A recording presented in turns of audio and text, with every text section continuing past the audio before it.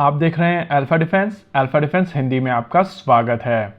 आज के इस वीडियो में हम लोग बात करेंगे भारतीय वायुसेना और S-400 ट्रायम्फ के बारे में। आज ANI की तरफ से एक रिपोर्ट की गई थी जिसमें बताया गया था कि आने वाले समय में भारतीय वायुसेना 5 और स्क्वाड्रंस में S-400 ट्रायम्फ को अक्वायर कर सकती है। यानी कि आने वाले समय में भारतीय वायुसेना के पास में इन टोटल 10 स्क्वाड्रंस में S-400 ट्रायम्फ होने वाली है। और बीच बीच में एक आधी रिपोर्ट ऐसी भी आती रहती है जहां पर कहा जाता है कि भारतीय वायुसेना S-500 में भी इंटरेस्टेड है। वैसे यहाँ पर एक बात ये समझनी जरूरी है कि S-400 ट्रायम्फ की डिलीवरी को लेकर अभी भी क्वेश्चंस बने हुए हैं और 3 स्क्वाड्रंस की डिलीवरी के बाद में 2 और स्क्वाड्रन की डिलीवरी अभी तक नहीं हुई है। यानी कि भारतीय वायुसेना इस सिस्टम को लेकर इंटरेस्टेड है और ये जो एम्बिग्विटी बनी हुई है वो बेसिकली इसकी डिलीवरी में हो रही डिले के चलते हैं। वैसे S-400 ट्रायम्फ को लेकर इनिशियल प्लान 10 से 12 स्क्वाड्रंस का था, लेकिन रशिया के साथ में खरीदे जाने वाली चीजों को लेकर जो कॉम्प्लेक्सिटी थी उसके चलते इसको 5 से ही शुरू किया गया था। ऑपरेशन सिंदूर के दौरान यह सिस्टम भारत के लिए एक बहुत इफेक्टिव सॉल्यूशन साबित हुआ है और इसी वजह से भारतीय वायुसेना और इन सिस्टम्स को अक्वायर करने की कोशिश कर रही है। अगर भारतीय वायुसेना की ये कोशिश सक्सेसफुल होती है तो आने वाले समय में भारत के पास में इन टोटल 10 स्क्वाड्रंस होंगी और ये 10 स्क्वाड्रंस काफी हद तक भारतीय वायुसेना के लिए काफी होंगी। रही बात इंडिजिनस ऑप्शन की, तो प्रोजेक्ट कुशा अभी अपनी इनिशियल टेस्टिंग में है और सिस्टम को पूरी तरीके से टेस्ट करके रिफाइन करके इंडक्ट कराने में कम से कम 5 साल का समय तो लगेगा ही। एनीवेज, ऑपरेशन सिंदूर के सक्सेस के बाद में ये चीज क्लियर थी कि भारतीय वायुसेना और S-400 ट्रायम्फ अक्वायर करेगी और अब यहाँ पर एक नंबर आ चुका है। चीजों को बेहतर समझने के लिए आइए पहले समझ लेते हैं कि एक स्क्वाड्रन में कितने सिस्टम्स होते हैं।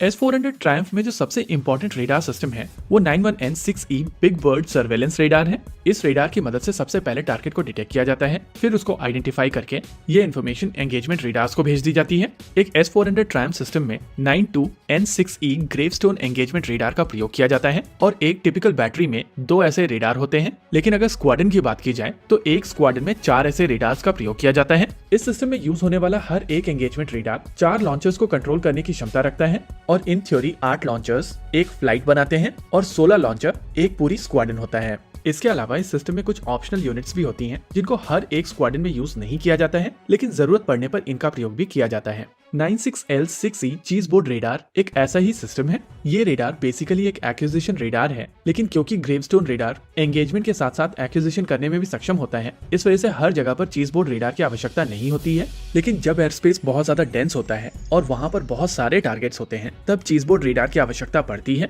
इनफैक्ट ये चीज बोर्ड रेडार्स ना ही केवल एक बिग बर्ड रेडार के साथ में ऑपरेट कर सकते हैं, बल्कि एक ग्रेवस्टोन के साथ में भी ऑपरेट कर सकते हैं और इसी वजह से कहा जा सकता है कि एक फुल फ्लेज कॉन्फ़िगरेशन में ऐसे 4 से 5 रेडार हो सकते हैं। इसके अलावा यहाँ पर जो दूसरा ऑप्शनल सिस्टम है वो 40V6M मोबाइल मास सिस्टम है। इस मास सिस्टम के ऊपर रेडार्स को प्लेस किया जाता है, जिसके चलते ये लो फ्लाइंग टारगेट्स को काफी आसानी से पकड़ पाते हैं। लेकिन नॉर्मली रिफ्रैक्शन के चलते जो लाइन ऑफ साइट क्रिएट होती है, उसके चलते ग्राउंड बेस्ड रेडार भी काफी हद तक काफी ज्यादा दूरी पर लो फ्लाइंग टारगेट्स को एक्वायर करने की क्षमता रखते हैं और इसी वजह से आज की तारीख में in heavy mass mounted systems का बहुत ज्यादा प्रयोग नहीं किया जाता है। इसके अलावा ये सभी के सभी सिस्टम एक कमांड पोस्ट से गाइड किए जाते हैं और इस कमांड पोस्ट को कहा जाता है 55K6E। यानी कि अभी आपकी स्क्रीन के ऊपर जो पूरा का पूरा फॉर्मेशन दिखाया गया है वो एक S-400 ट्रायम्फ की स्क्वाड्रन है और ऐसी 5 स्क्वाड्रन भारतीय वायुसेना अपने बेड़े में शामिल करेगी। इस सिस्टम में यूज होने वाले बिग बर्ड रेडार की रेंज 600 किलोमीटर की है और ये E and F बैंड्स में ऑपरेट करता है। वहीं पर अगर चीज बोर्ड रेडार की बात की जाए तो इसकी रेंज 300 किलोमीटर है और ये G और H बैंड में ऑपरेट करता है।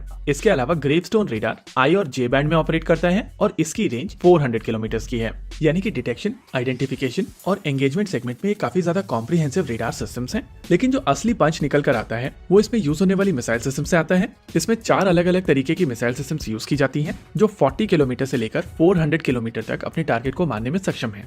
यानी कि अगर भारतीय वायुसेना अपनी मैक्सिमम रेंज वाली कॉन्फ़िगरेशन को यूज करती है तो किसी भी समय पर 64 मिसाइल सिस्टम 400 किलोमीटर की दूरी पर एनिमी एयरक्राफ्ट्स को मारने में सक्षम होगी। होप यहाँ पर इस एयर डिफेंस सिस्टम से रिलेटेड जितने भी डाउट्स होंगे वो क्लियर हो गए होंगे। इसी के साथ आज के इस वीडियो में रखते हैं केवल इतना ही। वीडियो को अंत तक देखने के लिए धन्यवाद। देखते रहिए अल्फा डिफेंस। जय हिंद।